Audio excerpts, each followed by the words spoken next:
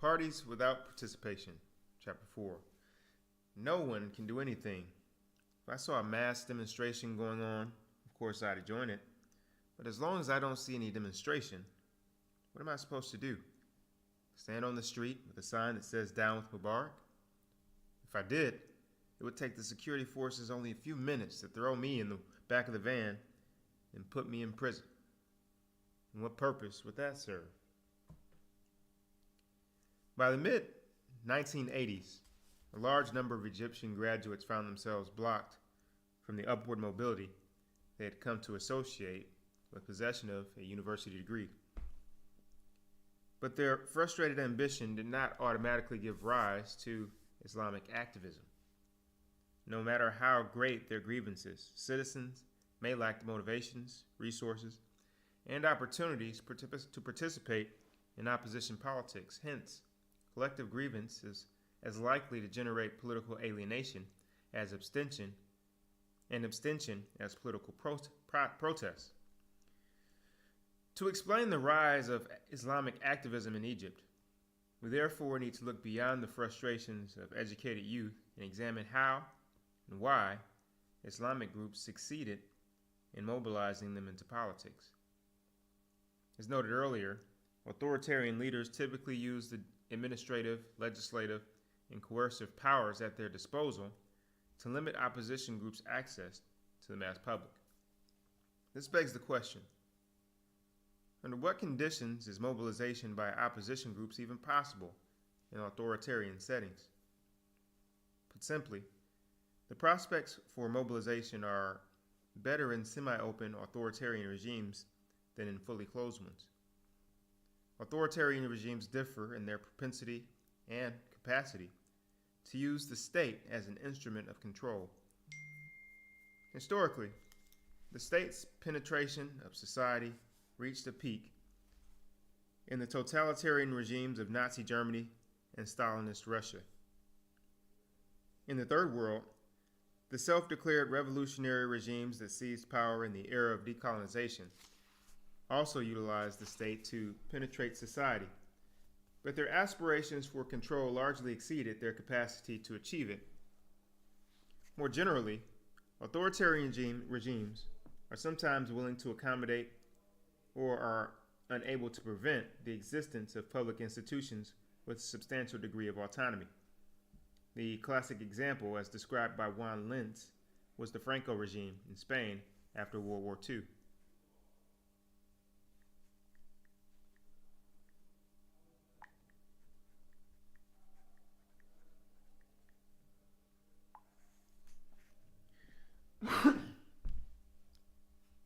How deeply an authoritarian state penetrates society not only varies across regimes, but also how deeply an authoritarian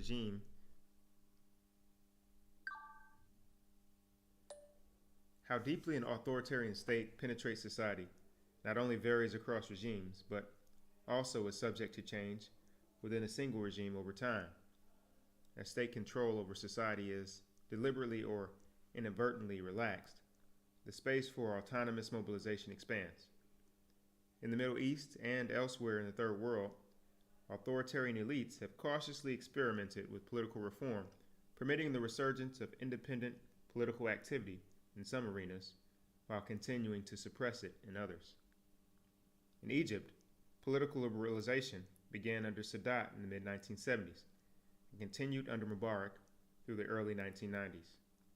During this period, the regime's revolutionary impulse waned and was replaced by a more narrow concern of self-maintenance.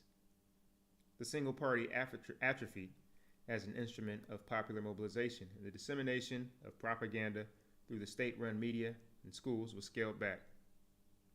In addition, the government legalized several opposition parties and allowed them to compete for seats in parliament, as well as to publish their own newspapers and journals.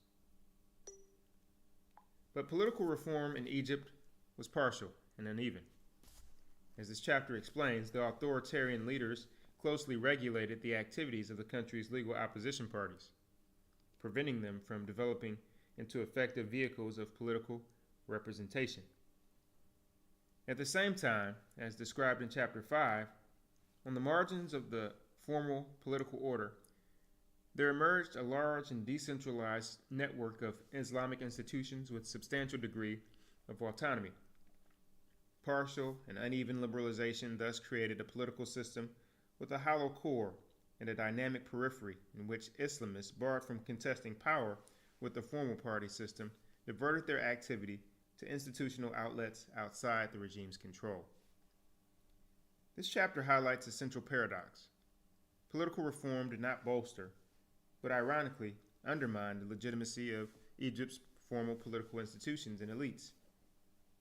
The shift from one-party rule to an ersatz form of democracy led to widespread alienation among the country's educated youth, regardless of their partisan affiliation or lack thereof.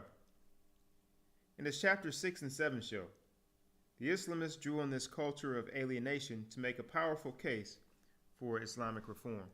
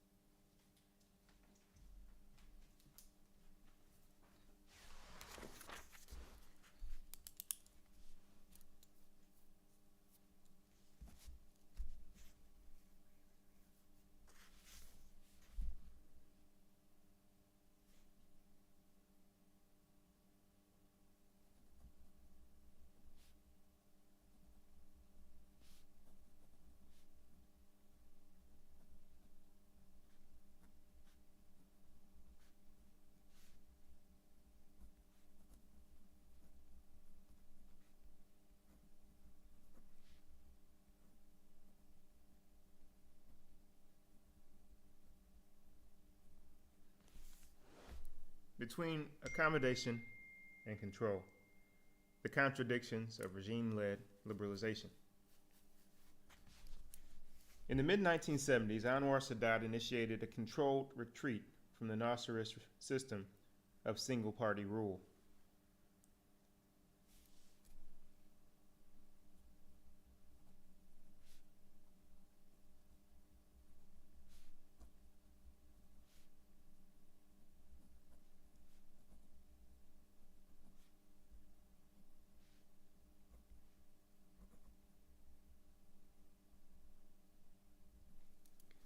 This political opening began in 1975 with Sadat's recognition of alternative platforms, manabir, right, left, and center,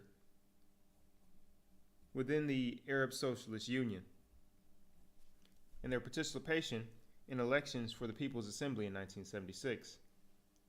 Encouraged by the overwhelming victory of the center, Sadat permitted the conversion of these platforms to legal political parties. From the beginning, however, admission to the party system was restricted to only a few actors. For example, the political parties law, Law 40 of 1977, excluded parties based on class, religion, or regional affiliation. The practical result, and most likely the unstated intention, was to bar the two groups with the greatest capacity for popular mobilization, the Nasserists and the Muslim Brotherhood, from forming their own parties.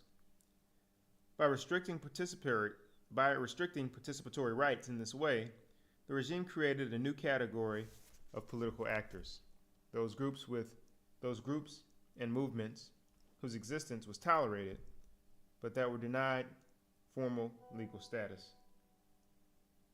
How deeply an authoritarian state penetrates society not only varies across regimes, but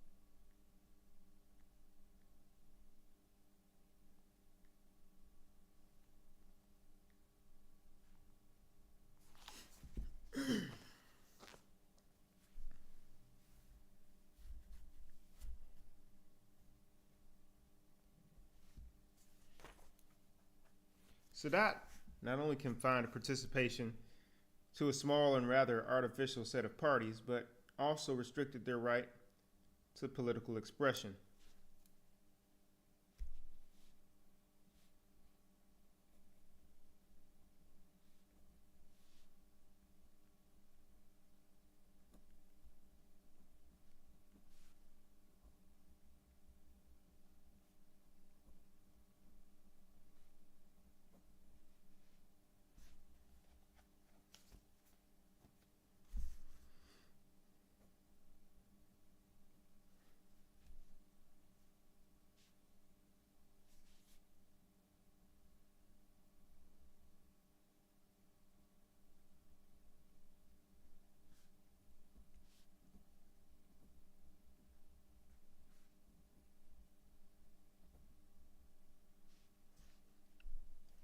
For example, criticism of the regime was to be constructive and was not to attack Sadat's major reorientation of Egyptian foreign and economic policy. As Hinbush notes, when they crossed these boundaries in 1978, both the leftist National Progressive Unionist Party and the liberal right New Wafd Party were effectively banned from open political activity. In the years just before Sadat's assassination in 1981, there were only 3 legal parties: the ruling National Democratic Party and 2 loyal opposition parties, center, right, and center left, headed by politicians close to the regime and lacking ties to a mass base. Just as important, Parliament failed to develop into a site of independent power. As president, Sadat retained control over the direction of state policy. Furthermore, the since ruling party controlled an overwhelming majority of seats in the parliament. The latter served more as an instrument of the regime prerogative than a constraint upon it. How should we judge Sadat's experiment of political reform? On the one hand, he can be credited with launching Egypt's transition to a multi-party political system, strengthening the civilian judiciary, and reducing the role of the secret police.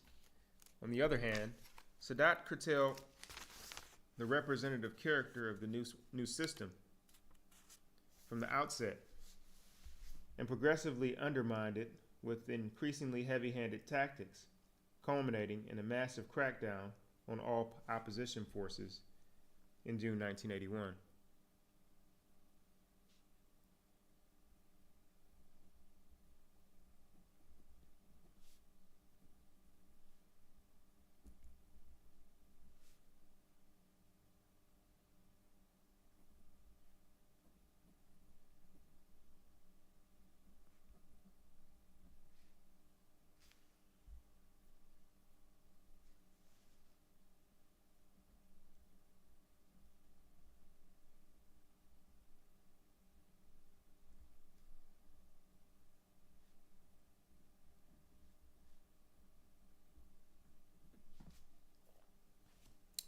Suspended just before Sadat's assassination in October 1981, controlled liberalization resumed under Hosni Mubarak.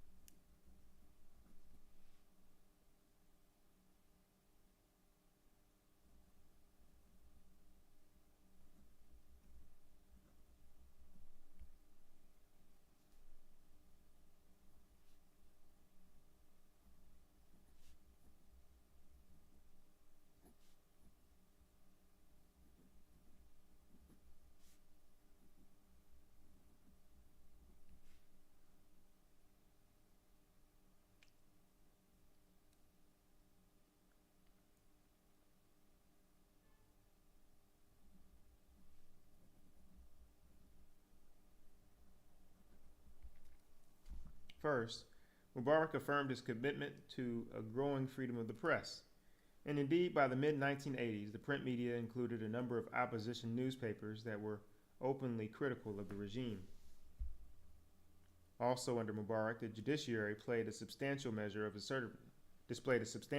assertiveness and independence, as in a series of high-profile decisions challenging the constitutionality of legislation introduced by the regime. Mubarak's willingness to accommodate public institutions with a significant degree of autonomy reflected the modesty of his own political agenda. As Hinbush observed, having no mission comparable to Sadat, Mubarak can afford to be more tolerant of opposition, and since his legitimacy rests squarely on legality, he has a greater interest in respecting it. Finally, the multi-party system was further institutionalized during Mubarak's first decade.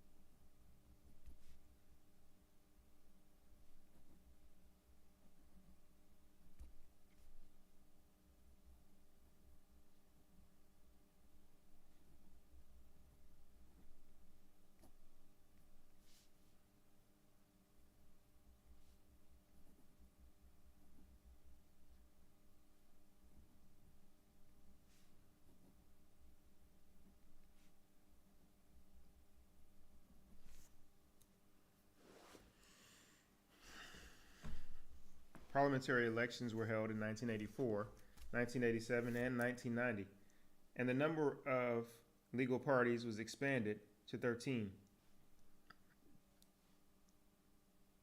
Several new parties gained legal status in the administrative courts, where they successfully challenged their exclusion by the government's Committee for Political Party Affairs.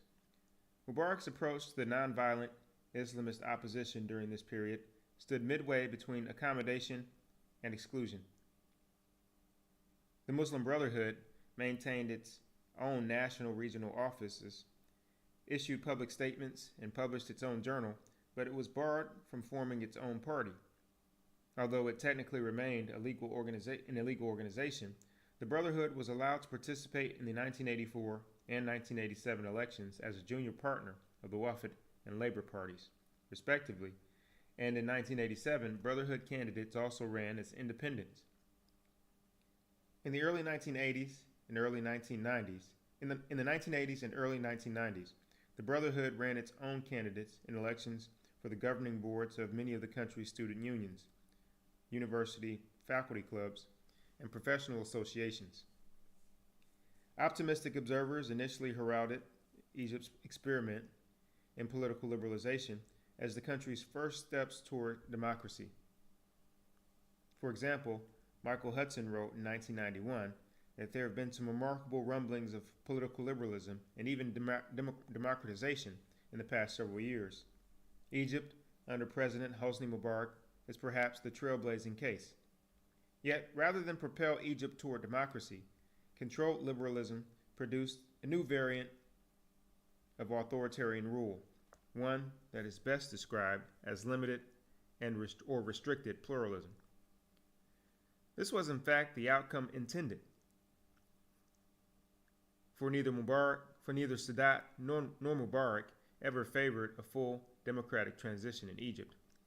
Above all, neither leader was willing to relinquish his hold on power, although both also articulated a broader rationale for the slow pace of political reform. For example, President Mubarak argued that the country's highest priority was to achieve economic reform, which would require national unity rather than debate and dissension. In his May Day speech of 1989, President Mubarak called on all democratic parties and groups to put aside, even momentarily, their differences over public work so that all patriotic efforts could be focused on positive cooperation to achieve the undisputable national goals over which people should not differ. Brothers and sisters, political action is patriotic work, and there's little room for controversy, campaigns, and exchanges of accusations. The toiling masses will not tolerate them.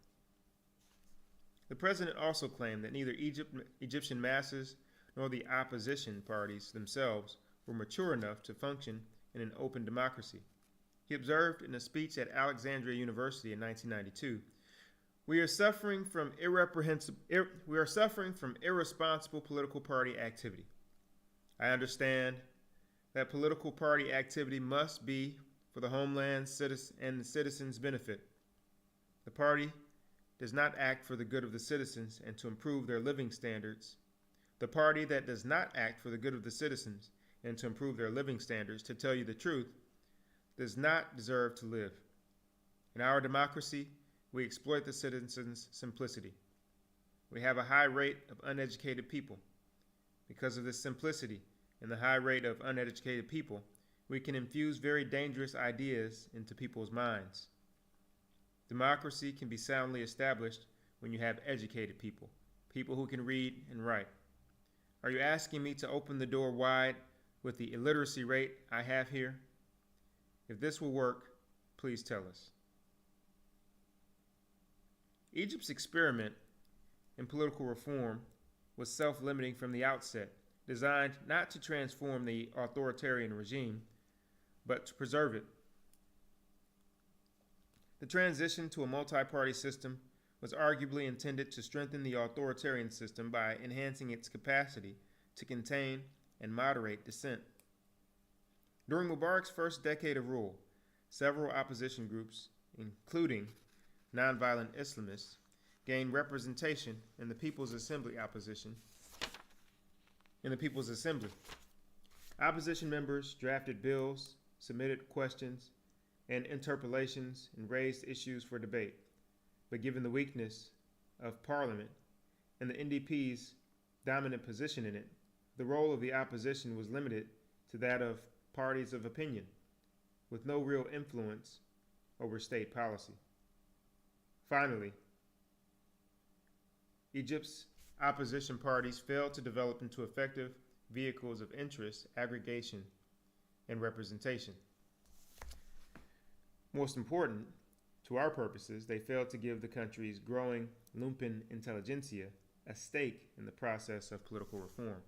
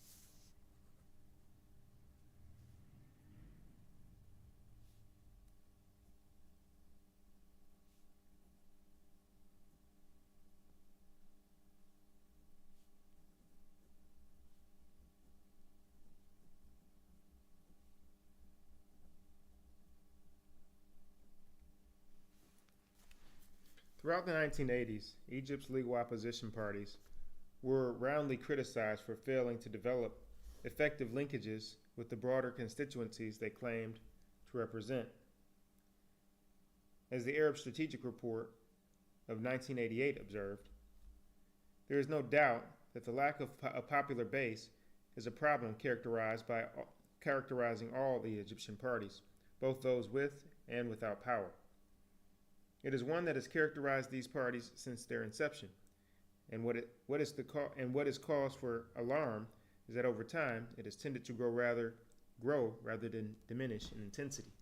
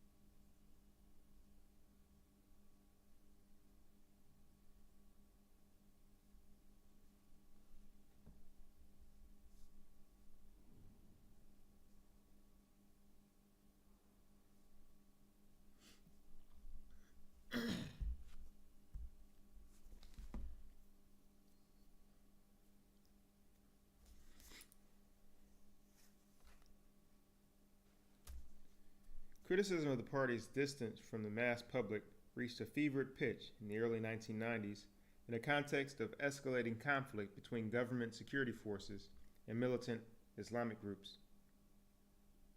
In particular, critics alleged that the party's failure to mobilize disaffected youth created a vacuum in which militant Islamic groups thrived.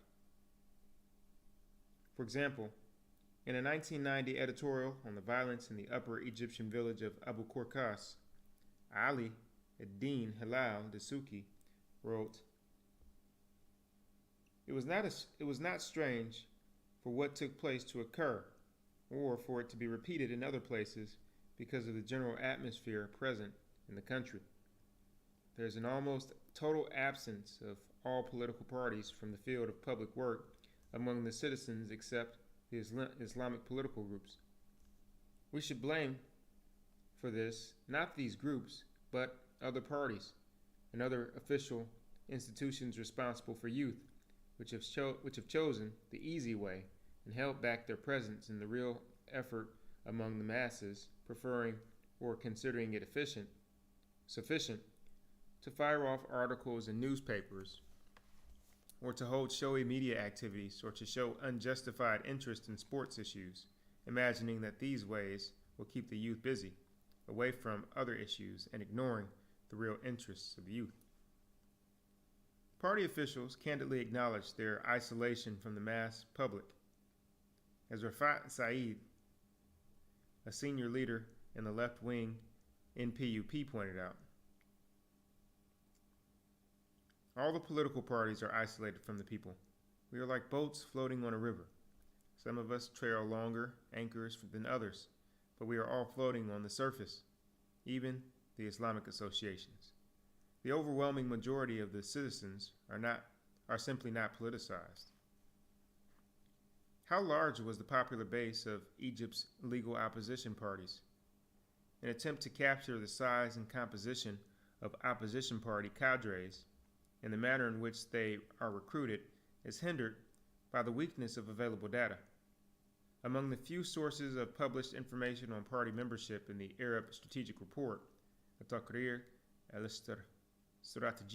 الاستراتيجي العربي, published annually by Al-Ahram's Center for Political and Strategic Studies,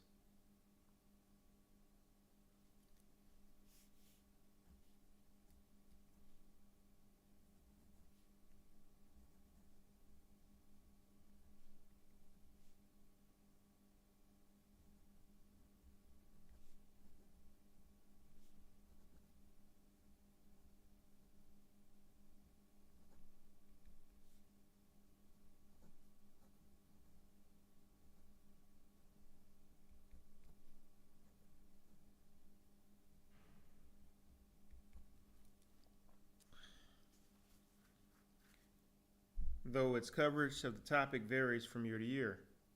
In addition to tapping what information was available to print, my inquiry included several interviews with senior party activists in three major opposition parties: the liberal right Wafd, the Islamist-oriented Labor Party, and the leftist National Progressive Unionist Party. By piecing together and comparing evidence from different sources, we can draw some tentative conclusions about the size and profiles of opposition party cadres in the 1980s and early 1990s. Although led by elder statesmen with a long history of political struggle, all of Egypt's main opposition parties relied on a committed core of young activists. Many of the latter obtained their political experience in student groups on university campus and continued their political activity after graduation.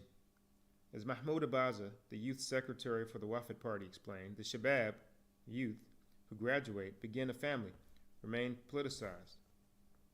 Those in their 30s and 40s are the backbone of all the parties except the governing National Democratic Party, which is built on the notables.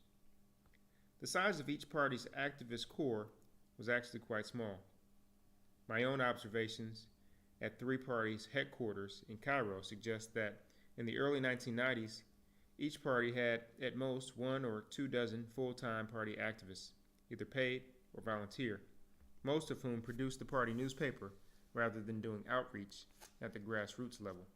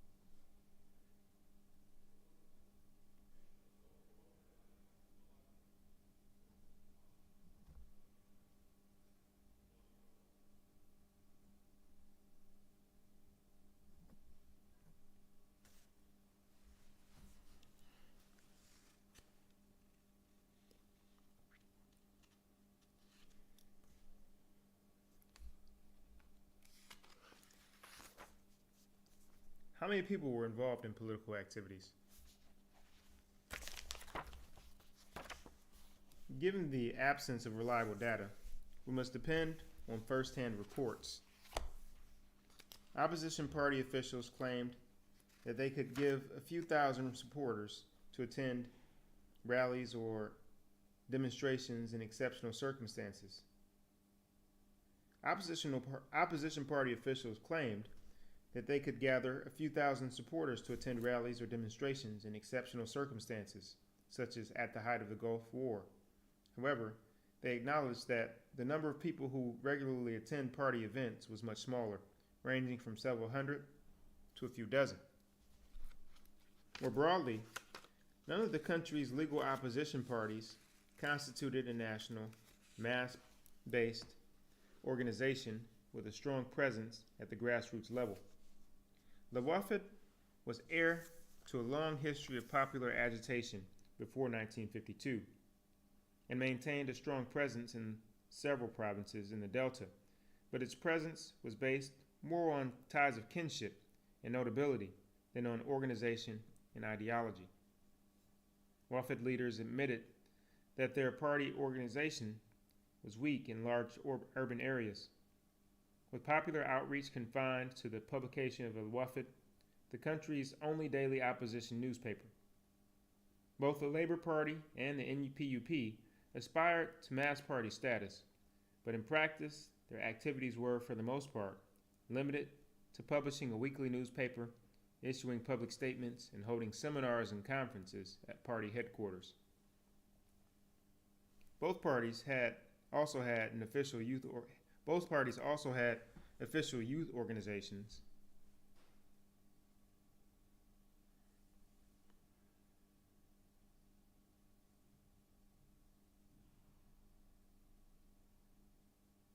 But the scope of their membership and activities appeared to be small. Despite the size of their activist core, all three opposition parties claimed to enjoy much greater levels of support in Egyptian society at large, although it is impossible to obtain an accurate count of opposition party members. In authoritarian settings, opposition parties have compelling reasons to conceal the identity of their neighbors. The leftist NPUP, for example, decided to burn all membership applications in 1977 for security reasons. Apart from security concerns,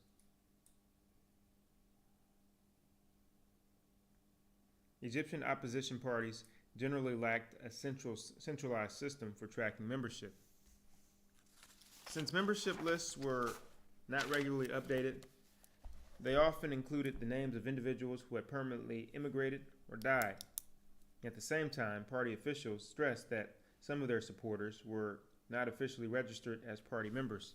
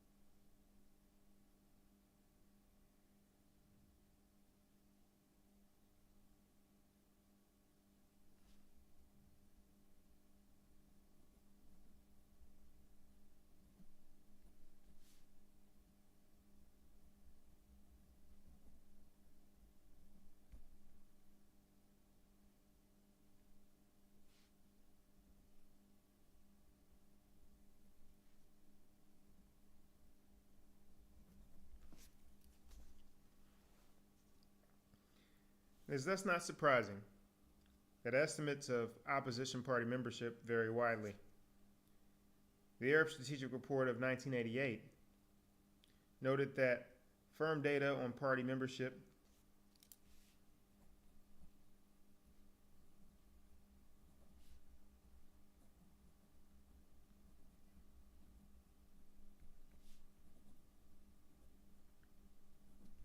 The Arab Strategic Report of 1988 noted that firm data on party membership do not exist, and that self-reported figures often appear to be grossly exaggerated.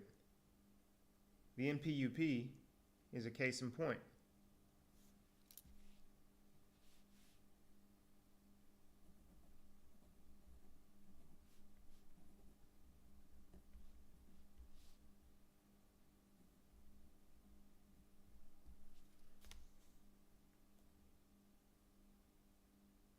According to the report, the NPUP claimed 250,000 members, but in 1994, an Egyptian scholar reported that after undergoing a re-registration process, the NPUP had published a membership figure of between 17,000 and 18,000. This wide discrepancy suggests that, at the very least, different definitions of membership were being applied. More generally, it calls into question the accuracy of self-reported data on party membership. However large a base the opposition parties claimed, few of their alleged supporters actually participated in party activities. Leaders in all three opposition parties claimed tens of thousands, if not hundreds of thousands of supporters. And although we would not expect all of them to attend a party seminar or rally, the enormous gap between alleged members and actual participants is nevertheless striking. Citizens' non-involvement in opposition politics reflects the legal, political, and psychological barriers to political participation erected by the authoritarian state. Such barriers are elaborated on next.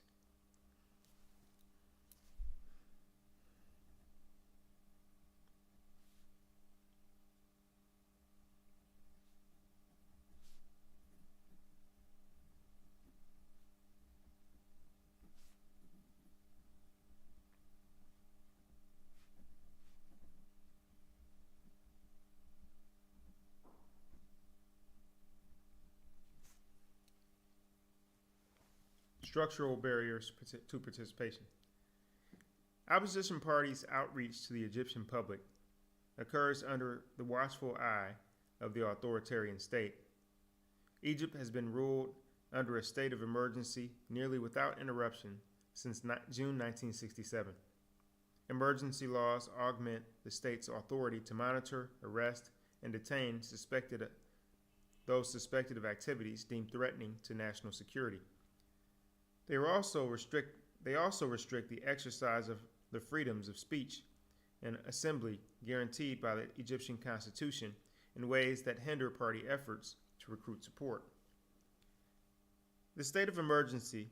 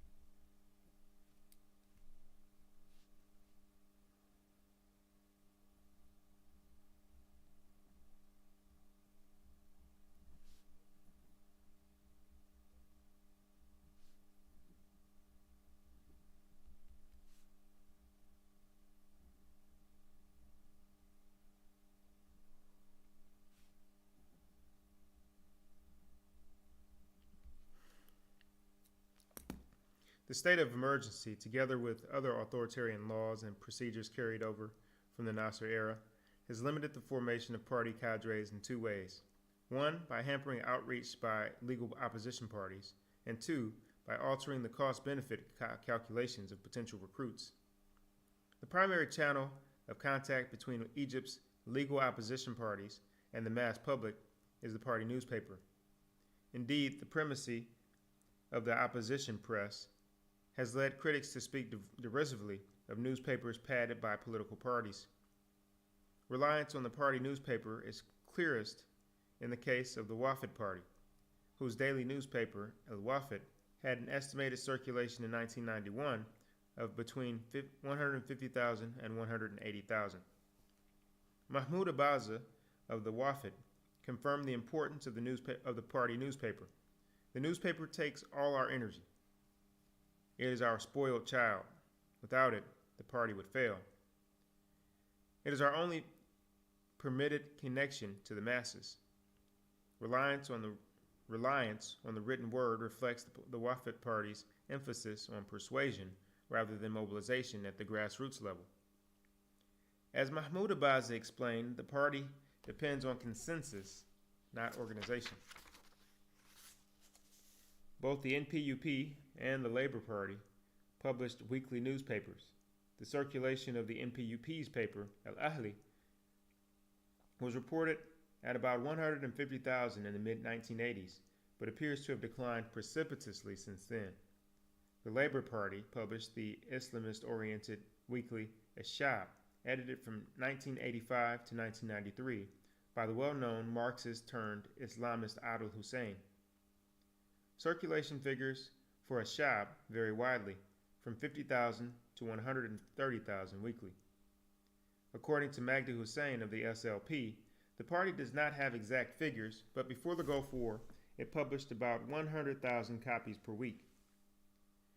During and immediately after the Gulf War, however, its circulation increased to 250,000.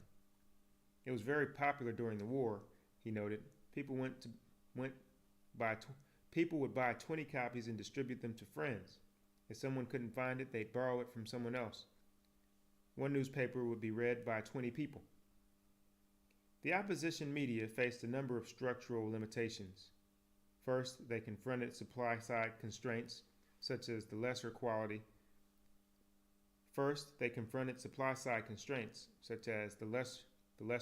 of the newsprint available to them, and the reliance on advertising revenues rather than state subsidies to cover printing costs.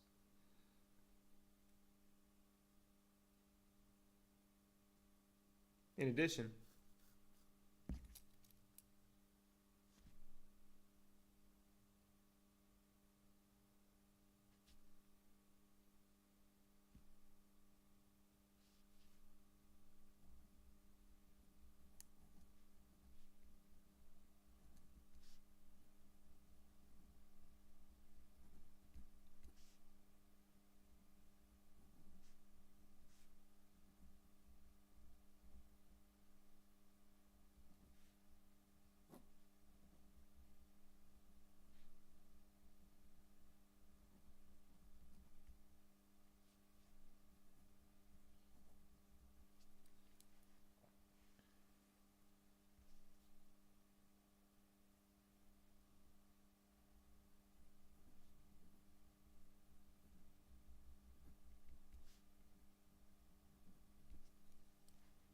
addition, there were the pressures to engage in self-censoring and instances of harassment and detainment of newspaper staff by state security agents.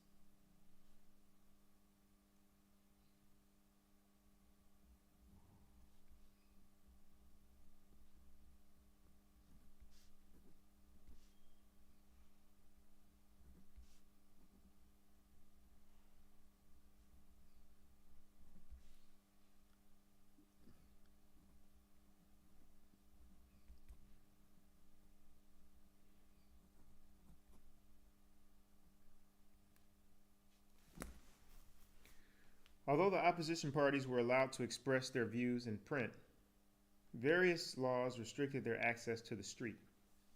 Holding an outdoor party rally or conference was illegal without a permit. Indeed, under the emergency law, any meeting of 6 or more individuals for political purposes was technically illegal. As Magdi Hussein of the Labor Party explained, there are restrictions on our activities due to limits on freedom of assembly. We are allowed to hold activities in places where only a few hundred can fit. For example, seminars are only allowed only inside our headquarters. The place itself limits the extent of participation.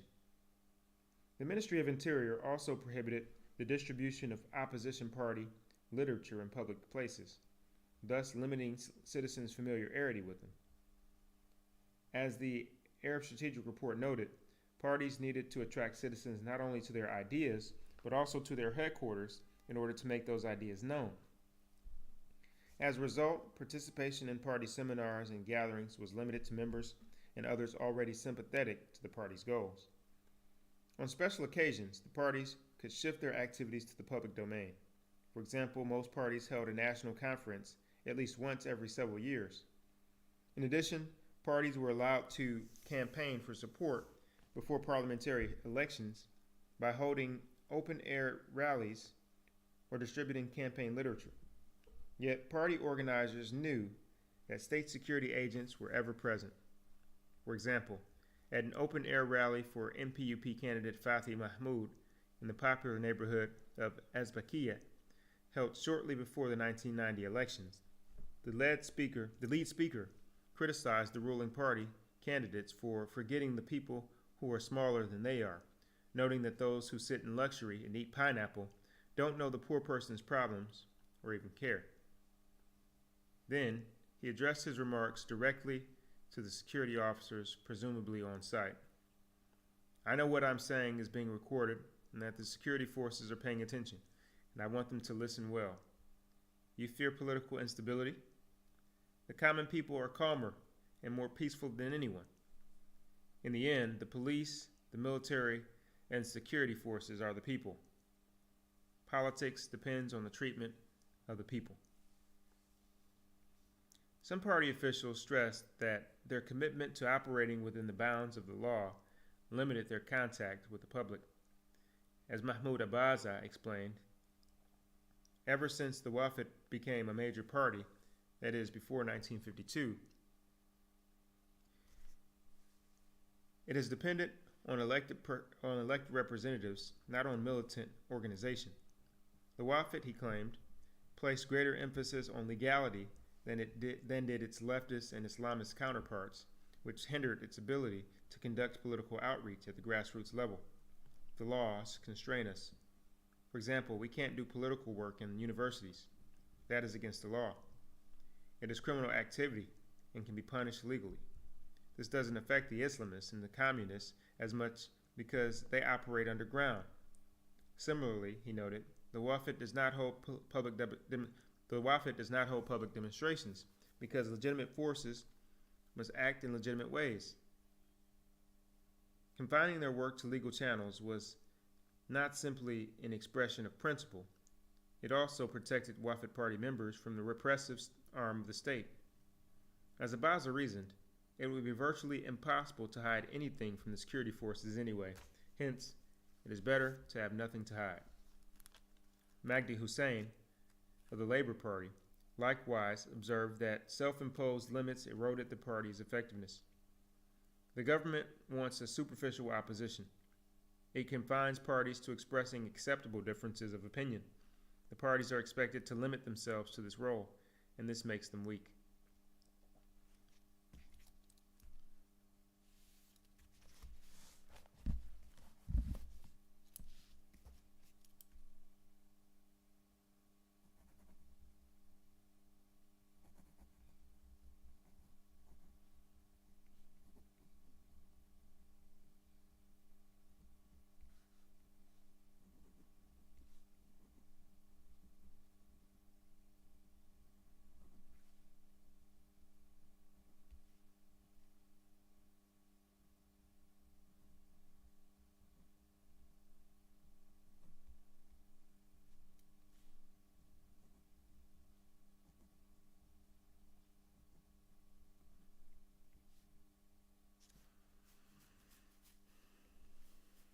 In addition, to restricting opposition parties' reach to the mass public, the overwhelming presence of the authoritarian state altered the cost-benefit calculations of potential recruits. Given the powerlessness of Egypt's opposition parties and of Parliament in general, citizens were apt to discount the utility of political involvement. As Magdi Hussein pointed out, there isn't much activism because democracy is absent. The citizen feels getting involved in the public sphere is a waste of time, that it will have no benefit to them. There's no sense of the importance of public work. In addition, the authoritarian state threatened to punish citizens who did participate in opposition politics. For citizens not sufficiently constrained by daily economic struggles, the risk of harassment, imprisonment, or worse served as a powerful deterrent. As Magdi Hussein noted, citizens feel the presence of the state. Some people are not willing to sacrifice their lives. They don't want to go to prison. In addition, there are the difficulties of daily life. To get married, you need to struggle to earn enough income, and this takes up all one's energy and time. In addition to the risk of arrest or imprisonment, politically active citizens confronted more subtle forms of pressure. Rafat al-Said recalled an instance when the families of MPUP members were denied permits to visit Port Said's duty-free shopping zone. In another instance, the police took down the names of party members in a town on the Red Sea. In addition to the risk of arrest or imprisonment, politically active citizens confronted more subtle forms of pressure. Rafat al-Said recalled an instance when the families of MPUP members were denied permits to visit Port Said's duty-free shopping zone. In another instance, the police took down the names of party members in a town on the Red Sea and submitted them to the joint venture company they worked for, which subsequently threatened to fire them.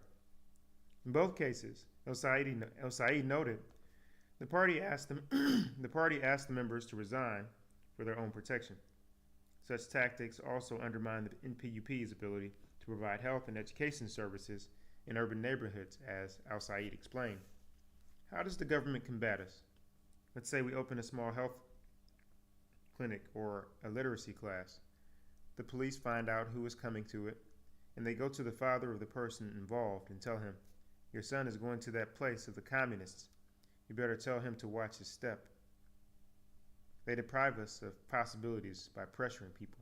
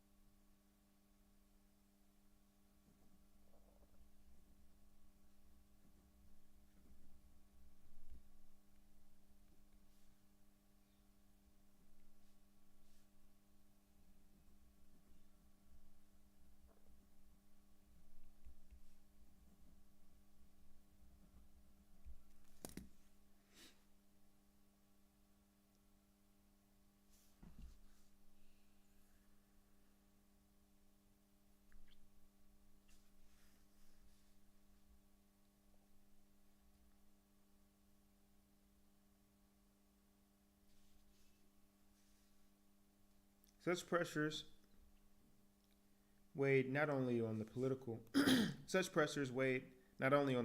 beneficiaries of party services, but also on those who were prepared to offer the party their resources and time. According to Said, the party cannot legally accept more than 500 pounds from a single individual without disclosing his name. Some supporters were willing to give the NPUP far more than that, but refrained from doing so because they were afraid their names would be reported to the state security. Al-Said cited the example of a prominent doctor with leftist sympathies who was willing to treat party members free of charge. When Al-Said asked if he could mention the offer in print in order to reach a larger client base, the doctor said no because he was afraid.